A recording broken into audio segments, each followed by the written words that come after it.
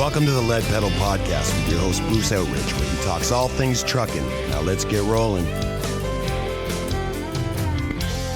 Hey everybody, how we doing today? Welcome to another edition of the Lead Pedal Podcast. This is episode number 1021, and it's a Turnback Tuesday. You know what that means. All right, folks, turn back the clocks, clean up the spokes. This is another edition of Turnback Tuesdays with your host, Bruce Outridge.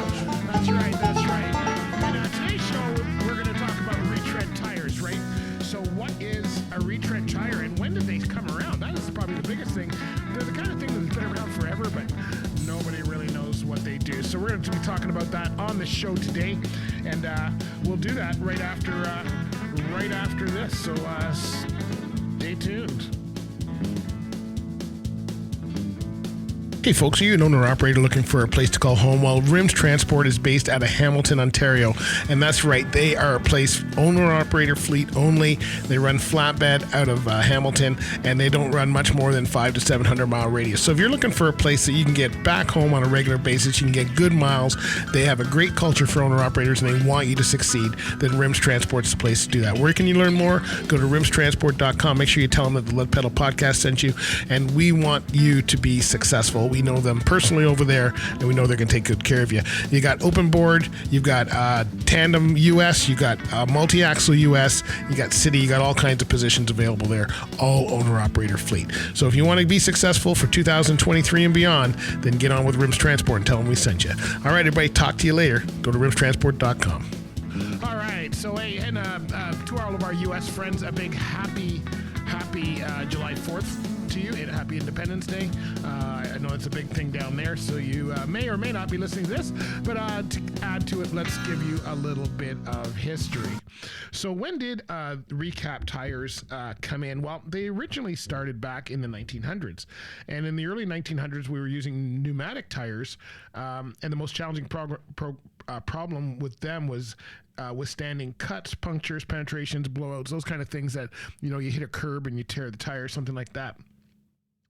But back then, a tire was in excellent shape would only average about 1,000 miles before wearing out, which if you think of how many miles a driver puts on, you know, 1,000 miles is a Chicago turn. You do one trip and you're done, right? So you can see that was a real problem. And that's when roads were rough shape and unpaved, a lot of hazards, that kind of thing. They wouldn't last very long. So people started to extend. How can they do that? And in the 1900s, when they started the retread tire. Now, one of the first methods invented for extending the life of tires was the process of retreading. So you take the outside casing and then you put a new tread on it. They put several layers of uncured rubber to the tire, and a third circle mold was then used to vulcanize the third of the tire, and at a time until the complete tire was cured. The main problem with this technique was that the moving sections around in the mold led to unequal curing, which of course leaves most of the tire on the road. In 1912, Marion Oliver developed and patented a tire retreading method known as pre-cured treads, and this process involved buffing the tire to the fabric and then placing the pre-cured tread on top.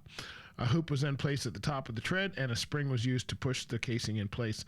And the tire was then coated in talc and soapstone, mud, and wrapped in strips of cotton before being sent through a steam curing pressure chamber. Finally, back on mud would be removed using a strong object.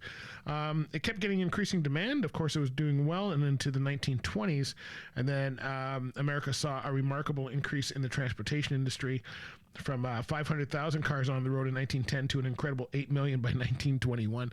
I don't even know what the count is today, my friends, but it's probably a big one.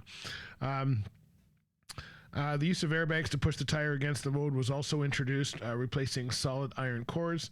And as the industry grew, the tire retreading also took off, and retreads were particularly useful and valuable during the Great Depression because people were able to use them until they wore out rather than have to worry about replacing them due to damage or blowouts. And a lot of people are still using them on their fleets. Synthetic rubber was ultimately invented to replace natural rubber and was extensively used in retread stock, particularly in domestic. So in just 2 short years, 42 to 44, the tire retreading industry saw growth of 500%. So they're still innovating it. They say to this day, In the 1940s, there was close to 9,500 retread shops in business. Over the next several decades, retreaders were forced to meet and change with the changing challenges. 60s and 70s saw fluctuations in the number of tire retreading companies dominate the market. And then in the 1980s, globalization in tire retreading was being embraced by more and more companies. And so, of course, by 1989, the number of retread plants in the U.S. dropped to 2,100. In the 90s, a surge of growth in the industry was spurred in the introduction of high-tech computer-controlled tire retreading equipment. So, of course, this is making things even better today. And today, the number of experienced tire retreading companies is just a fraction of what once was a booming business. As a result, those who have remained dedicated to the industry are able to provide exceptional service. And that's from Tire Recappers is where that's from. So, a big shout out to them for putting the history on their site. So anyway, that was so that's the history of Tire Recappers. If you've never heard of them before, or you're not sure what's going on, then there you go. Hey, I gotta tell you, we got some great stuff coming up as far as truck shows and stuff, and I'll tell you about that right after this. So stay tuned.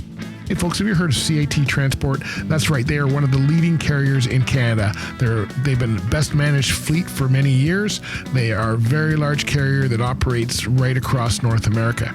And the best way to find out about what they have to offer is to go to cat.ca and then click on the careers button. But let me tell you some of the things that are available to you right now. They've got locations based in key metropolitan areas across North America. You do not have to work out of Quebec, even though they're a Quebec-based carrier.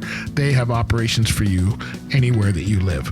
Total health benefits are available right off the bat. Remote work options, compensation that is competitive with the industry.